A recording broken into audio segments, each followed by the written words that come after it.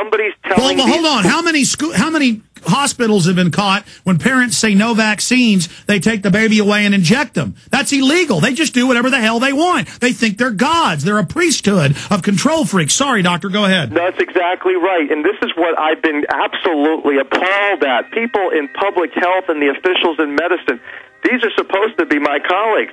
These people are absolute mass murderers, and they've got to stop this.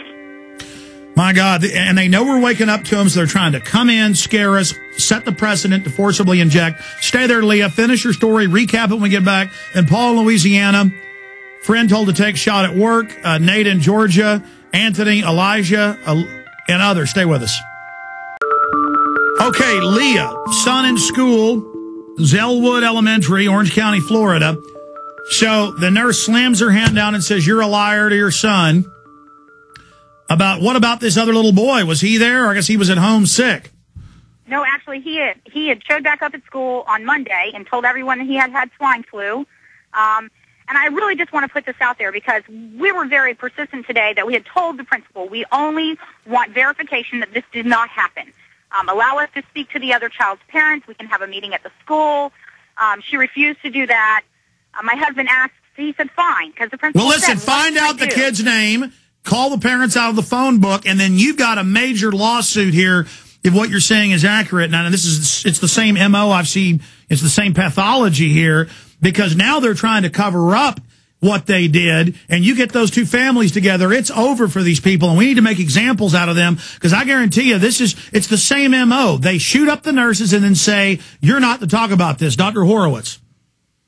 We've got to make them the models for simply cease and desist restraining orders. We've got to basically hold them accountable for this gross breach of faith and trust that we have in our school administrators who are simply following out a vaccination, intoxication, depopulation agenda. But, doctor, are you not supposed to give a flu shot to somebody who's already got it? Yes, there are numerous contraindications. That's one of them. Also, there's 15% of the population, approximately, that have eczema. That's an autoimmune disease. It's an ailment that also indicates your immune system would be potentially overwhelmed by vaccinations. All of these risks are being completely neglected. The school administrators, as well as what's taking place like we talked about earlier, Safeway supermarket pharmacists we interviewed the other day had no clue what's even in the vaccinations that he's administering. And we asked him, would you take this vaccination yourself? And he said, of course not. Well, then I asked, how can you administer it? 2 years ago, I had the Prince George County, Maryland state attorney on. He was on CNN saying the kids got to take the shots. Images of police dog barking at kids, 2,000 kids being shot up with their families, crying, saying, I don't want it, but I have to or I'm arrested. All color of law. They use truancy laws to do it, saying you'll be kicked out if you don't take the shots. Well, then we'll arrest you for that when they couldn't do it. And then I had him on. And he said, yeah, I don't vaccinate my kids, and started laughing at me. It's funny, isn't it, Dr. Horowitz? Oh, it's disgusting. You know, again, it's a demonic, sinful spirit that takes over these people's minds. It is a spirit. More and more I realize, just as a layman, not even coming to this from a secular perspective, it's like a download. It's like a giggling demon. It's like funny and happy, and they love it, and they laugh when they're stealing people's kids. And what is that? It's like they're all the same. Their eyes are the same. Yeah, it's a cult. It's a cult indoctrination. They have literally been brainwashed by the use of trauma into a certain track mentality, and it's a consciousness. It's there's a little voice in the back of your head that sometimes you have to say, shut up, will you? I don't want to do that.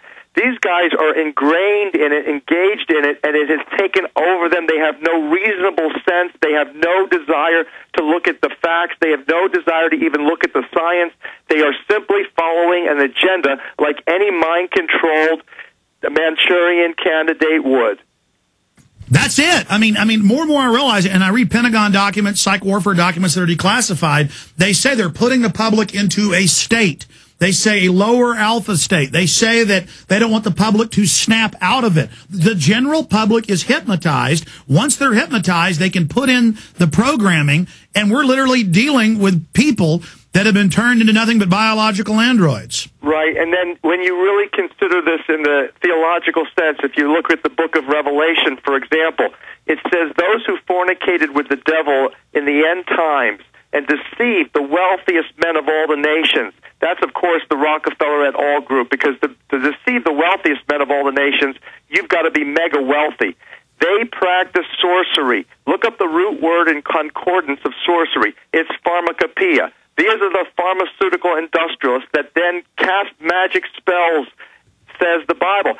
Magic spells, what is that? A hypnosis machine, television. Pharmakeia. Pharmakeia. That's why the symbol of medicine is the double snakes. Exactly. So we're dealing with the end time scenario here. And these are the demons. The affidavit exposes them royally. We now know who they are. We now know how they're operating, and we can't trust them. Now we've got to simply continue to wake up our beloved friends and neighbors and relatives to say, hey, if I love you and you love me, we've got a problem here. Let's do something about it. And we've got to get these attorneys to literally issue their restraining orders, not only on these administrators, but also on the health officials. We got a break. We're going to race through 5 calls on the other side. Your call straight ahead.